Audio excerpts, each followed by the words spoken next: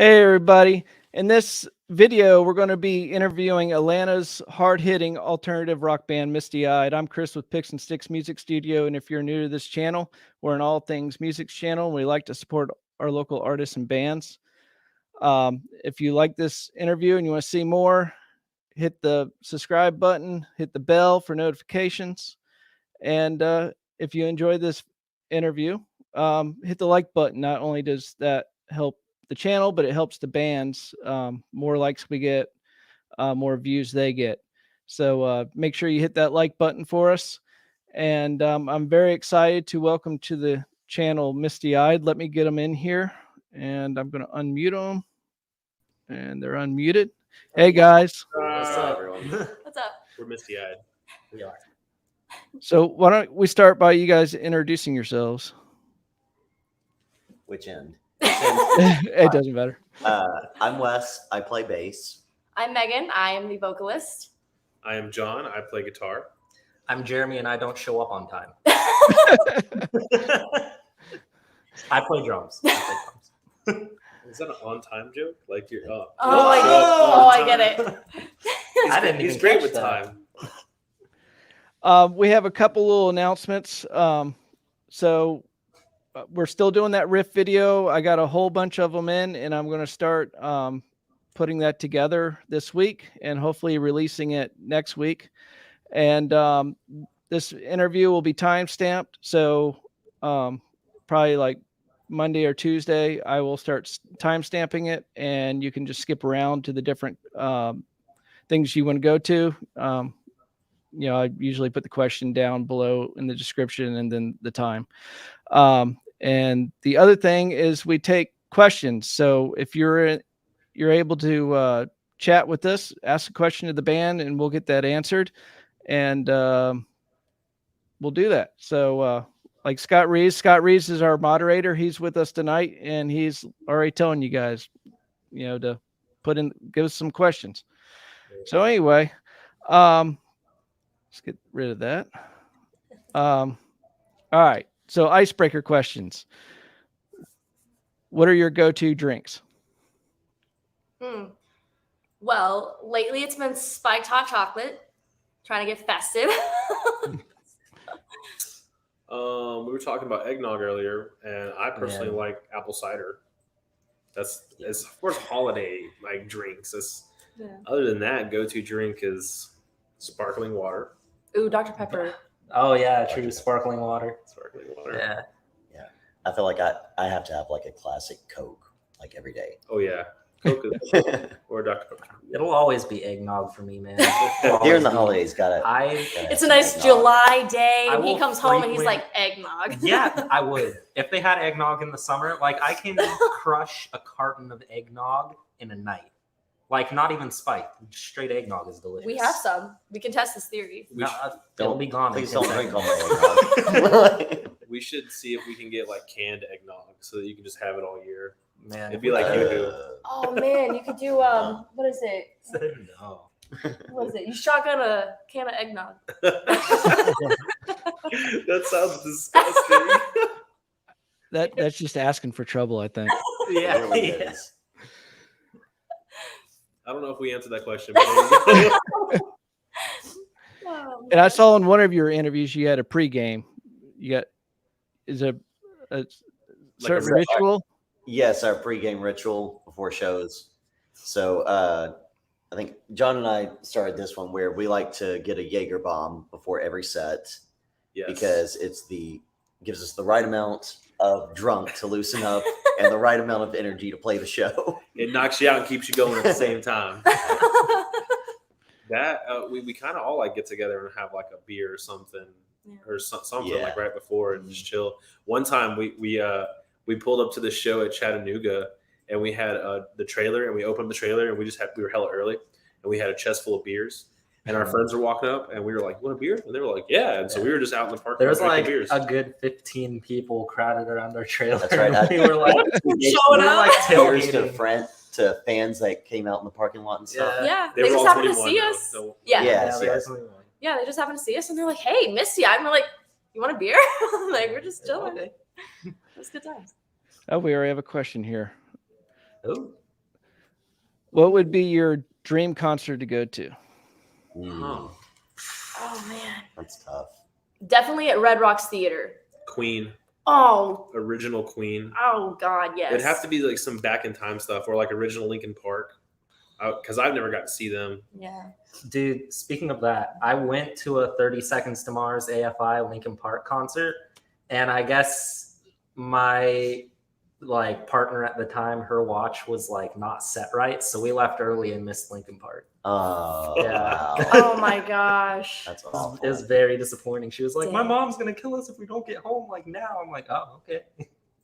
Dang. Thank you for that question. Yes, thank you. Yes, thank you. So I noticed in one of your videos you had board games. So I'm assuming you guys like board games. So what's your favorite Yes. go-to board game? Well, we always have Unstable Unicorns with us. But Always. That's more like a Always. card game. I mean, yeah, but So the it's our question's a board game. board. the Misty Eyed board game. Yes. The one that we literally just made the board and there's no Patty rules. That was fun though in that music video. Like It was. we're like, yeah, let's just pretend we're playing this board game. There, no rules. I don't think I've ever played an actual board game with you guys. They've all been card games. They've all been Oh, card yeah. games, yeah. Sort of in a way. Yeah. Hey, that's right, because you haven't gotten to play Drunken Unicorn or not Drunken Unicorn. That's a big Red Dragon Inn. Red Dragon Inn. Yeah, Yeah. that one's a lot of fun. That one. It's like a card board game. That one was really A fun. cardboard game. I mean, I'm not lying. It's card board. Yeah. Also, I recently picked up Villainous, and that one's pretty cool. What is Yeah, it? I'm sorry, I missed that. Villainous, Okay. yeah. But usually we'll do Unstable Unicorns, and that we have like the not safe for work version. So it talks about like kinky shit, and it's super funny. It's so funny. Just super Yeah. inappropriate. It's great. Yeah, it That's comes- usually our go-to. it comes on the road with us Mhm. when we're traveling. Yeah. Unstable Unicorn. It's a Yeah. must-have. When we were at Blue Ridge, we were trying to save our wristbands, and they had this like weird lock thing on it that cuts it up if you try to like take it off. So we had the unstable box, and we had like a razor blade knife, and we were like trying to cut. So our unstable box has like some lashes in it. Functional. It's like a multi-tool. It entertains us, and it's like a good wedge for when something's wobbly. It's a cutting board. It just comes in this little box. It's great. It's a prop. Put your phone on. If Yeah, you need something to. Can be used as drums in a pinch. yeah. In that same music video, I was playing drums on the box that we take with us. Oh, It's a super fun game. If you haven't tried it, definitely. Awesome. Yeah, I'll definitely have to check that out. We our neighbors and us, we play Catan a lot. So Yeah, I love that Yeah. game. Yeah, Yeah. Settlers of Catan is an awesome game. We played it not too long ago. We played the Seafarers expansion. yeah, I've done. I think I had. No, I don't have that one. I was going to get that one. We have the barbarians and traders and barbarians or something like that, and then that's cool. then we're borrowing a different one where you have to like go across the sea and like flip things over. Oh, that sounds Like you don't know what you're getting. You get there and anyway, it doesn't matter. Oh. The Seafarers is it's pretty Yeah. fun though. Yeah, I can't remember what this one. This one's like pirates and something. But anyway, so where'd you come up with the band name? So, I'm a really big fan of 21 Pilots. So, long story short, we couldn't come up with a band name to save our lives. So, what we ended up doing is we made a list. Everybody picked a couple names that they would even remotely be cool with the name being. And we all voted on it. We're like, put a vote next to whichever one you're happy with, and whichever one gets the most votes, we'll just go with that one. So, I'm a really big fan of 21 Pilots. So I put down Mr. Misty Eyed, and it got picked. So we just kind of shortened it to just Misty Eyed, and now here we are. That's awesome. Yep. So how did you guys get started as a band? So we kind of been like a work in progress for quite a while. I actually met Wes, ironically enough, at a hip hop studio. True. We were I was working with this guy named Andre, and I guess I was kind of like interning at a studio a little bit, just trying to learn some stuff, and that's where I was jamming. And I think a friend of mine I worked at Dave & Buster's with was like, oh, you got to meet Wes. I was like, all right, cool, meet Wes. We jam and stuff. Then we try to create our own little band. and then that didn't work out. And then we swapped out some other people. We found our original drummer, and then that project didn't work out. And then later on, we found Megan, and high school was like, "Hey, my friend John's like they work together at Ruth's Chris," and Megan was like, "Yeah, I'm a singer," and she was like, "Yeah, my friend does plays in a band. He's looking for a singer." And when Megan came over, I was actually, man, I forgot she was coming over to my house. So I was in the shower, and I think I had my phone on charge, and I think she was waiting for some like 30 or 40 minutes. Yeah, I literally went to this guy's house, and I didn't know who he was. This is our first time meeting. I've never met this man. And then I was like, "Hey, if you don't like answer your door, I'm gonna leave." You're so close to giving up and going home. Really though, it was literally this close. And then the man shows up with no shirt on, and I'm like, "Hey." She was like, "This guy is weird as fuck. I don't know about this." Her boyfriend was like, Yeah. "She bought this." Yeah. So that sold it for you, right? Huh? That sold it for you, right? Yeah. I think she was still pretty apprehensive though, because when she came in, she's like, "Yeah, so I kind of want to play like some punk stuff, like some pop punk stuff," and I was like, "Yeah, sure, like, we'll figure something out." And then like we don't really play any pop punk, so it was like, yeah, let's circle back around to that. It's like, yeah, we'll meet in the middle. We'll meet in and the middle not do that. somewhere and not do what you want to do here. But I'm cool with it. I'm happy. I like the direction we went because I wasn't a fan of like hard rock at that time. And then they introduced like all this new music to me, and I was like, oh, this is, in my opinion, like way better. This is way more what I am interested in. So, but she was already a fan of like Evanescence and stuff like that, okay. Right? And so she kind of had a background and know like what she liked. Yeah. But we started showing other bands like Tool and like Nothing More, and she loves Nothing More. Oh She loves Bad Flower. Yes. All these bands that we've kind of like all discovered together, and well, yeah. Yeah. And then we most recently met Jeremy. Yeah, they have this thing. It's a dehumidifier in the practice room, and it fills up with their sweat like every week. They kept dumping it out in the backyard in this plot of mushrooms, and then I came out of it. And now I live in their basement, and they feed me dried meats and cheeses. It's pretty great. You just scrubbed it. I was like, bro, where are you going with this? That's It's awesome. accurate. That's very true. So you're not from Atlanta though, right? You just moved here recently, right? Yeah, I moved out here from Arizona like a year ago, or no, a little more than a year ago, like a year and a half ago. So I only been with the band for like a year. Right. Well, it seems like you seem like you fit in really well though. That's awesome. Oh, they're welcoming as hell. Like they're really nice people. It's that Southern hospitality. Yeah, we're really glad to have him on board with us. He's okay. It was kind of no, it really was though. It was like we like had a couple people who were interested but never showed up. I think we jammed with one guy, but he wanted like completely different taste in music. And then Jeremy showed up and he was super excited and he was like, "Yeah, man, I learned these songs." I remember we dropped Run right before he joined the band, and he was like, "I love your guys' band." And then he heard Run, and he's like, "I don't think I can join your guys' band." It's a hard song, man. It's a hard song. It's a tough one. Our previous drummer, Mark, at the time, Marcus Cruz, he's a beast. He is a dinosaur on the drums, and that's in a good way. He loves dinosaurs, and he's a beast. He's insane. He's insanely good. He plays in like every metal band in Atlanta. Well, or at least he has. Yeah. Now Everyone took their turns. Like, now he's in a band called Chidori, and they're really good. They are. Yeah. You should check them out. But yeah, he's a fun guy.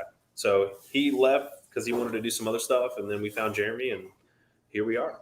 All right, we got another question.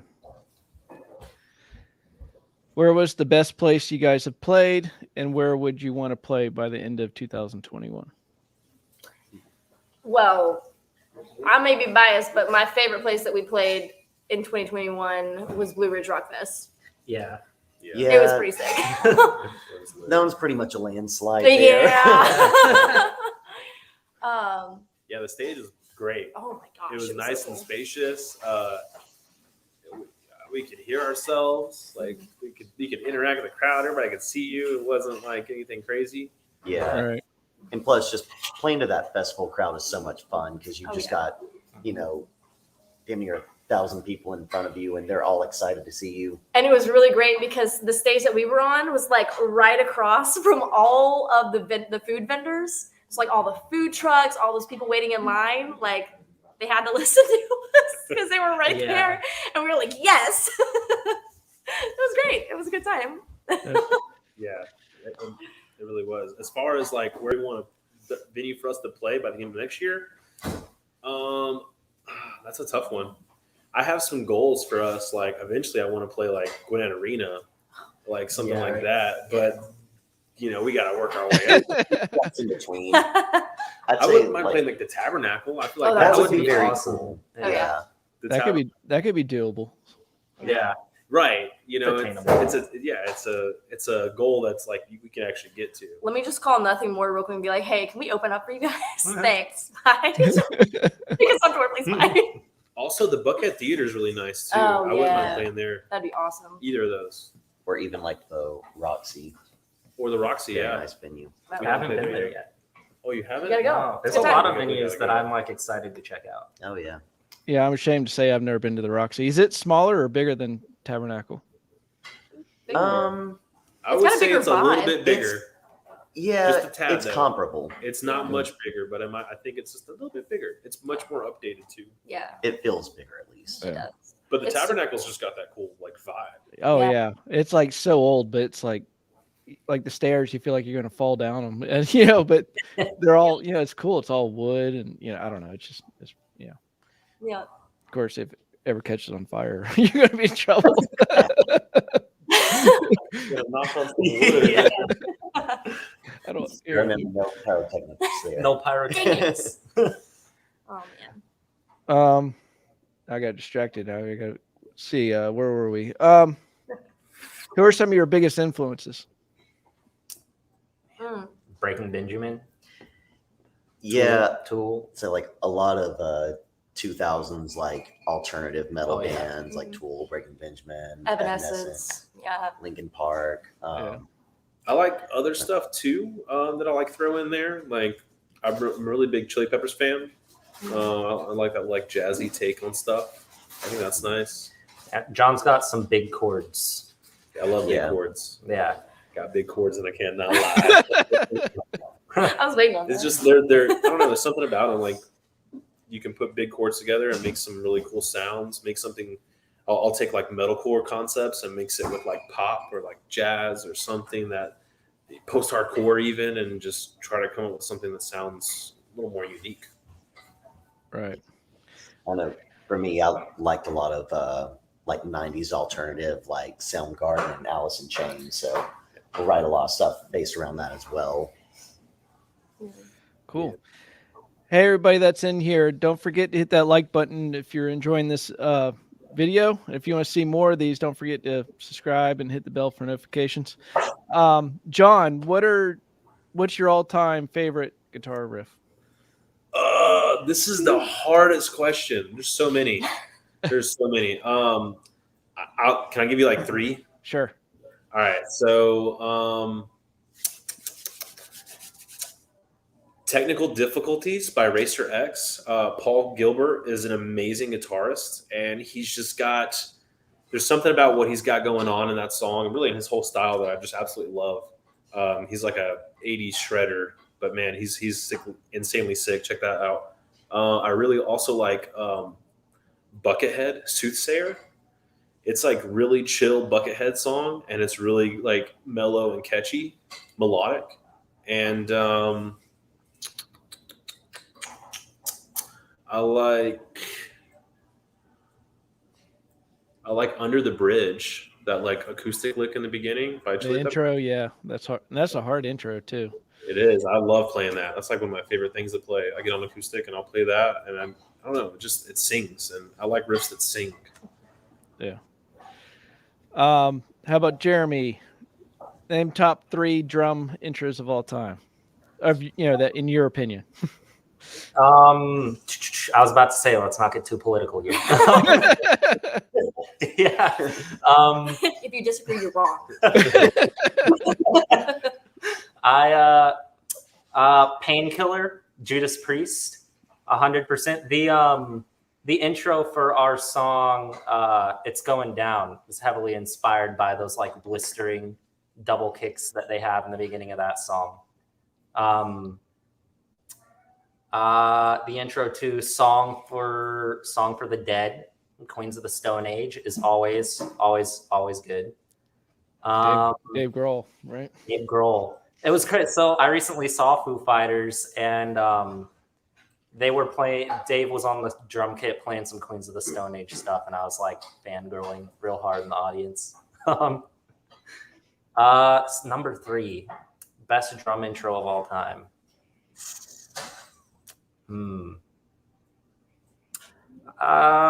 This is one of our songs. I think the intro to The Bargain is pretty good. It's short, it's sweet, but man, I think it hits all the right spots. Can we get a taste of it? That's literally Perfect. But Instant classic. the way the song comes in, I mean, I always say playing drums is like building a skate ramp. I build the ramp so that they can do like some nasty kick flips, and that's exactly what that intro does. And it's just like the height of my songwriting, I think. That's a great song too. I like that one. That's probably one of my favorites of your songs. Thank you. Thank you. All right. So Megan, who are some of your most inspiring female front women? I feel like it would be a crime to not say Amy Lee, because she's just a goddess. I don't know, her vocals are just otherworldly. Growing up, my mom listened to a lot of Pat Benatar, so I like me some Pat Benatar. Let's see, Lizzie Hale. Yeah, definitely Lizzie. Oh yeah, she's phenomenal. And she could play guitar. Oh my gosh, I know. We saw her at Blue Ridge, and it was just the coolest thing because we were like really close and everything, and like just listening to her sing and just her stage presence and everything. Plus, I don't know how she does it, but walking around in those heels that are like this tall, I'd break my neck. Yeah, that right there is enough to sell it right there. But yeah, maybe some Hayley Williams. Cool. Scott agrees with you on the painkiller intro. Yes, it's the best.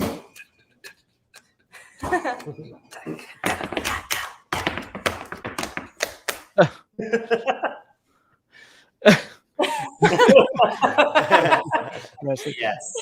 Don't let them lie to you. The guitars and drums all go to Avenged Sevenfold. It's not wrong. Avenged Sevenfold is a big influence of mine too, actually. Like, yeah, they're a pretty good group. Wes, what's your favorite melodic bass line? Melodic bass line. I like this one that Nothing More does in the intro of Jenny, where he does like this reverse delay effect on it, and it has this really cool ambient sound to it. Also, recently we were learning the song Californication by Chili Peppers, and there's this one part to it that has this really cool embedded melody during the guitar solo, and I really like the way that one sounds too. Yeah, it's like easy, it's easy just to play the bass notes, the chords or whatever, but to actually take a part of the melody and right, you got to like spice it up a little bit every now and then, switch things out. And I think especially because there's been several times in the band where like John is the only guitar player, so to accommodate for that, kind of have to add something extra to the bass to help us fill out the sound. Yeah, I was going to ask that. Like there, in a lot of your recordings, you got multiple guitars. So how do you do that live? It varies. Sometimes we don't. Yeah. Sometimes we don't. John grows an extra pair of arms. I become the Experiment 626, and I'm just I've got 2 guitars. So you just kind of pick and choose what parts you're going to do the melody versus, the more like the lead versus the rhythm. So yeah, in some songs I'll actually try to do all of them, but I obviously can't do all of them at the same time. So I'll cycle through. Like half of a verse I'll play the rhythm, second half of the verse I'll play the lead. I try not to go to the leads very frequently though, because if I am just me by myself, the rhythm section drops out. Right. We're actually working on getting like our backing tracks and everything set up so that we just have that second guitar in the speakers at all time. But whenever we played like Blue Ridge, we actually had a fill-in guitar player, our friend Eric Doe. He actually has a musical project called Orchestra Travels, and he's a insane guitar player, like insanely good, better than I am. And I'm like, hey man, can you help us out? And he's like, yeah, I'll help you out. And I was like, dope. Oh yeah, he did a great job. Oh yeah, helping us out on Blue Ridge. All right. Let's talk your music and your new EP. So let's start by talking about your writing process a little bit. Obviously we could talk about that probably all night long. So, but just a little bit about it. I feel like it always starts kind of different. It always depends on the song. Yeah. Like This Was Not a Suicide, and Megan wrote that a long time ago. Yeah, that was pre-Misty Eyed, and then I brought it to Misty Eyed and let the boys run with it. And that one was especially hard because we tried to do something different. We weren't like full guitars blaring, full drums blaring. It was like, let's take a step back. That one was really fun. But then like and then it's going down, just kind of threw itself together, I feel like. Yeah. That was like a really quick song. Yeah. John had a riff and I had the drums, and we worked that out real quick. And then Wes put his bass line to it, and then it's funny because John had the riff, and then I was like, all right, I got a chord progression for you. Yeah. And then we just like, it's like it just came together naturally. The intro, Wes was like, here's a chorus, and I'm like, all right, here's a breakdown. And then Jeremy's like, here's some drums. And Megan's like, all right, I like this. She's like, what do you want to write it about? And I was like, I want this party feel thing. And she's like, I'm gonna write a party song. And then in that song you hear the beer can opening. That's one of the best parts. Wes and I were recording his bass lines for the demo to send over to our label. And I was like, what if we just have like a can opening? And unfortunately, it wasn't a can of beer; it was a can of sparkling water. Yeah, but party. That came from us screwing around with the mic, like trying to demo the songs. Yeah, that was pretty fun. They didn't know anything about it. We were like, "Yeah, we finished recording the demos. Here it is. We played it." And then they just hear, and they're like, "Wait." We're like, "We're just gonna stick this in here. Don't say anything to them." It was great though. Yeah. Megan and I were in the car on the way back from Florida. We were listening to it, and we were like, "That's staying." Yeah, definitely. I mean, a lot of songs have that little I don't know what you call that, but like a word or something that in the song like that stands out, that makes the song, more catchy. You know what I mean? Yeah, Mm-hmm. I think our producer called it. Our producer calls it ear candy.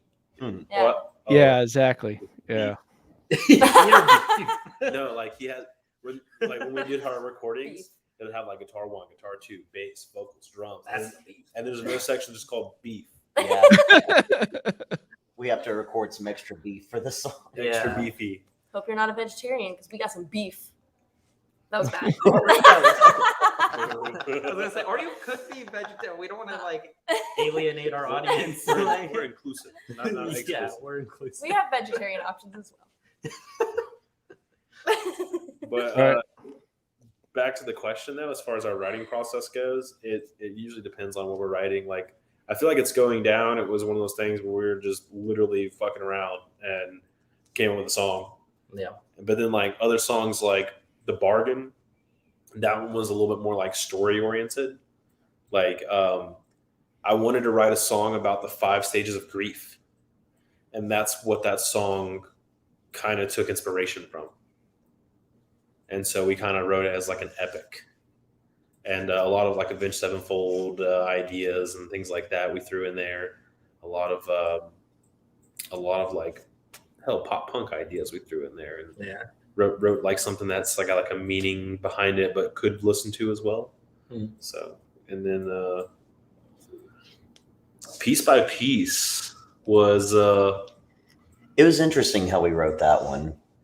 yeah, because I feel like we took a long time to write that one. We did, because we kind of wrote the pieces like one at a time, and I remember like kind of taking yours and Josh's ideas and like putting them together.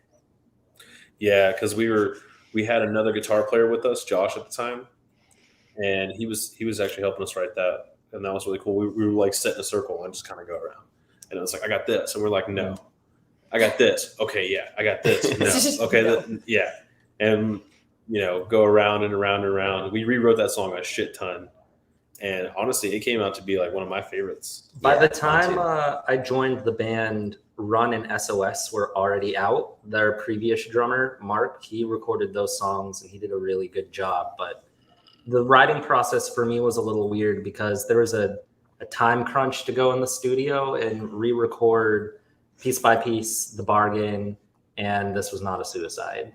And then we wrote It's Going Down as a new song, like the four of us together. So the writing process to get to all those final stages was just, it was a big old maze. It was all over the place. Yeah. It really was. Awesome. Let's see, Jill. Jill says, just wanted to say that I love that you guys are a female-fronted band. The melodic voice against metal riffs kills it every time in my book, and you guys are no different. Oh, yay, thank you. Oh, thank you. The last name looks familiar. Yeah, that's my sister. Hi, Jill. Thank you, Jill. Thank you.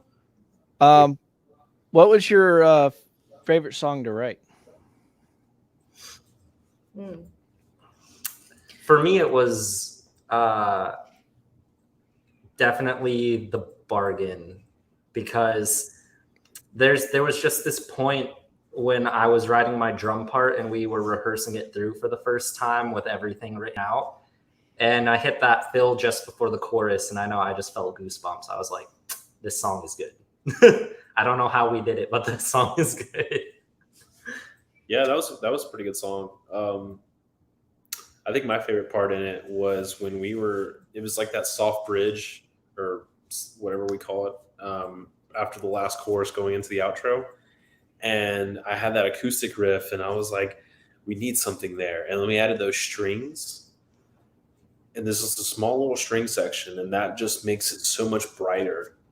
And it kind of just sets the tone for you to go right into like that outro and then the solo and everything. That outro was the best.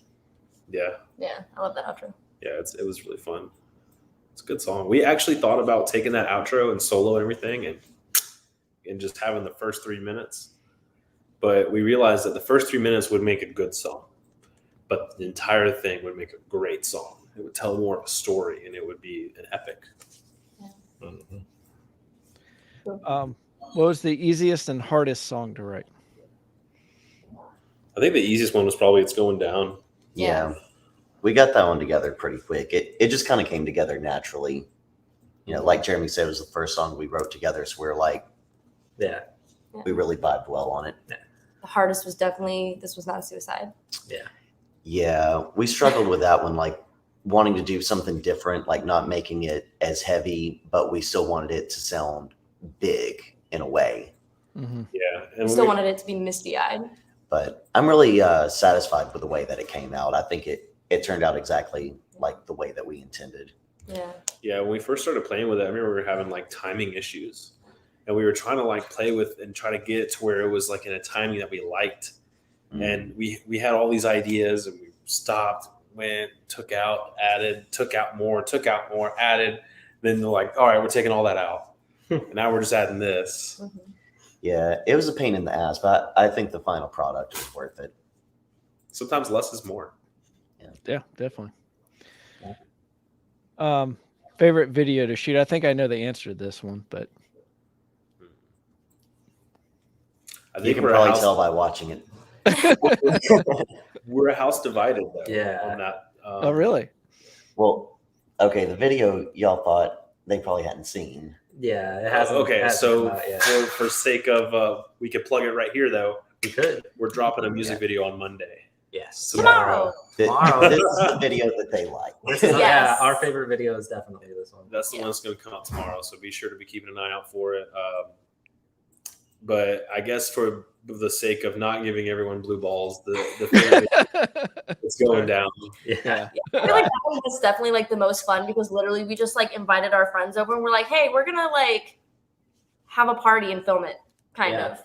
So it was a good time. And then the other one, it was a lot more work, but I think it turned out better. Yes. But it's going down was great because it was a run and gun. It was like, hey, It was. like this is what we got. What can we make with it? And The videographer, Chase Warren, he is a genius with a box. Yes. Like the man can move mountains and do miracles. We were like, can you do a music video for us the night that you like come in?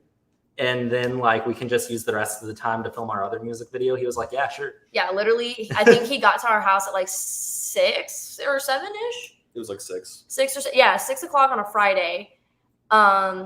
All that Friday night, we filmed It's Going Down, and then Saturday, Sunday, we spent all that time on the other one, and then he left Monday afternoon.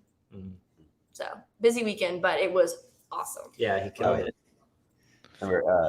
It was fun the way that we filmed It's Going Down video because it was very improvisational. So he would like go around with the camera to us one at a time. And like by the time he gets around in the circle to us, we got to like come up with a new thing to be doing. So like as soon as he turns away, we're like, all right, quick, get to a new pose. Yeah. Yeah, it was And he's very he stays on task, but he's like a very sweet, very like supportive person. Like some of us are awkward in front of a camera, but he is just super nice about it. So He's a lot of fun to work with. yeah. Oh, yeah, fantastic. It was definitely an awesome video. How long did it take you to clean after that? We're still finding We're Monopoly still finding Monopoly. But I Money. just hang on. It's There's a probably good someone- chance there's There's one one right couch there. cushion. Yeah. Yeah, she Uh, found one. It's been months. We're still finding Monopoly Money. That's awesome.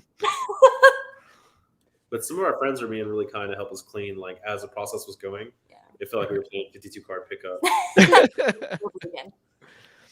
Presley asks, how do you guys think you grew musically from your first EP to now?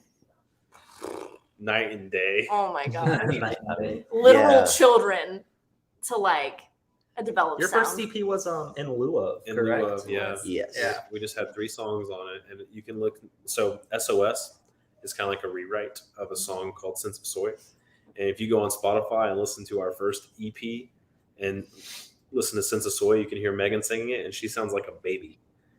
Like the tone is different, and everything. The guitar tone was ass for the beginning. Like I didn't know what I wanted to do. Like some of the stuff I was like, this sucks. Like looking back at it, hindsight's 2020. You know, like seeing what we did now versus what we did like 5 or 6 years ago. Yeah. I think we've gotten heavier but more melodic. I think we've kind of matured our sound to where we know what Misty Eyed stank is. Yeah. I'd say if you want to know exactly how Misty Eyed has grown, listen to Sense of Soy and then listen to SOS. Yeah. 100%. And Yeah. that should answer your question very clearly. Yeah, but it's really cool to like go back because like yeah, of course we like go back and listen to it and we're like, oh my gosh, we let this go on Spotify. But it's like at the time that was the best that we had. And it's cool to like see ourselves grow over time like that because that's just proof that we are growing and we are improving. So it's really cool. I'm like a super nostalgic person, so I'm like, oh, these songs. So not only can Jeremy play the drums, he's a very talented artist as well. You want to talk about the album and single artwork? So the single artwork for It's Going Down, I just kind of had this idea. I was like, it'd be really funny to have like a beer hat on a skull because it's like hardcore, but it's also goofy, which is kind of like right up our alley. And I don't know, it just kind of fit. The album, the EP art was done by what's her name? Done by a friend of mine named Morgan Warren. Yes, she's very good. Yeah, she does a lot of interesting paintings. Like the best word I could say is like trippy. because she likes to use like a lot of like sacred geometry and like cool colors and stuff. And when I hit her up for this, we pretty much had the idea that we wanted, which is like this treskel. It's like this Celtic symbol, I think. But we wanted to include our logo into it. So like have 3 of our logos kind of flow together. Oh, nice. And I told her what we wanted, and she put it together, and it was really sick.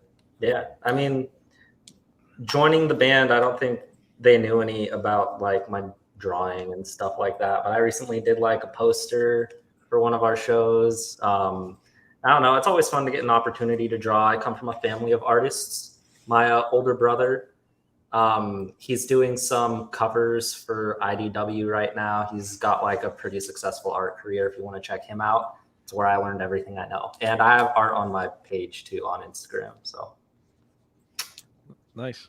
My wife's an art major, so I sent her your video that you did for the beer hat thing, and yeah, I was like, check this out. This guy's amazing. So thank you. It looked really easy. Like I just did this. Now John was like, "Can you like redraw it?" And I was like, "Oh, I hope so." Anybody else have any hidden talents? John knows a I guy. don't know. It's his talent. That is his talent. Yeah, I somehow know a particular person for any scenario. Like, I should just have a business card, and it's John knows a guy, and I mean, for anything. Like, I'll Yeah. find someone: landscaper, roofer, plumber, electrician, Yeah. concrete guy, flooring, auto detailer, attorneys, deli meat slicers. AT&T phone sales reps, the guy at the DuPont plant, the dude that lives in the field with like one truck and a bunch of pigs. I mean, the list goes on. Sounds like you need to start a website. I should. Funny story. We were flyering the other night, and I hand somebody a flyer, and he sees the picture of Johnny. He goes, "I know that guy. He did my roof." Yeah, because I used to do roofing sales, roofing and remodeling. Okay. So I feel like every job I've had has always been like being out in front of people saying like, hey, you know, being very like forward. And I've just kept all these contacts. And so I just, and it's sometimes good to call people up every now and then and just be like, how you doing, man? You doing all right? How's your family? You want to come over for a beer? Just because, you know, you always got time for a beer with your friends. I think that's from the last question. No. Well, that'd be lovely. So let's talk about where people can find your music and all that good stuff. Oh, we keep it simple. Misty Eyed, GA, all across the board. Yep. Everywhere. On all streaming All platforms. streaming platforms. Yep. Yep. Spotify, Apple Music, whatever you use. Tidal, Deezer, Bandcamp, I think we're on SoundCloud. SoundCloud. We're YouTube. SoundCloud rappers. I wish. We're trying to be more predominant on TikTok. Yeah. Coming soon. Follow us. There's like a Work in few. progress. Yeah. Coming to a theater near your pocket There you go. soon. That's what it is, right? Your phone's just like a theater, right? Yeah, it's getting that way. My kids just spend like 24/7 on their phone, it seems like. All right. So down in the description, I have links to everything pretty much. If I miss anything, let me know and I'll add it.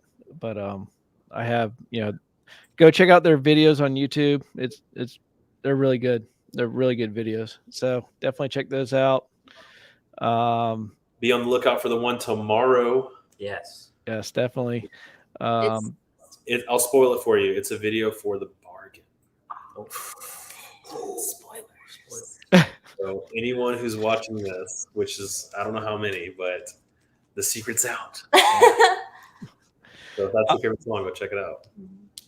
And I like the videos where you guys do like the playthroughs and stuff, and like where Jeremy did the artwork. That it's just cool to see, stuff like that. Other than the videos as well. So keep up doing that stuff. That is pretty cool.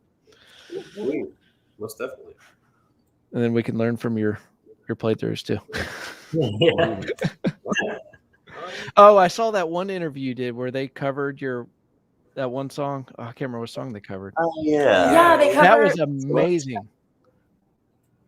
Like I thought I was like, how did you not tear up when they did that?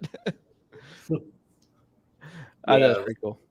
That was super cool. It was really weird. Like no one's covered our songs before. We were not expecting it. Yeah, so it was really, really interesting. We're like, dang, that like I don't know, it was really cool. Like Honestly, that feels nice to have somebody cover your song. yeah, it was really Don't have to hear my weird ass on the song anymore. I get to hear someone else play it better than me. Well, they put a cool spin on it. I was watching the guitar player, and I was like, how is he playing this? Yeah, it's quite distinguished. Quite distinguished. Yeah, he played on like a classical guitar, right? Was Yeah, it? Yeah. It's pretty cool. And they took their time to, know how, wonder how long it took them to do that, but it's pretty cool.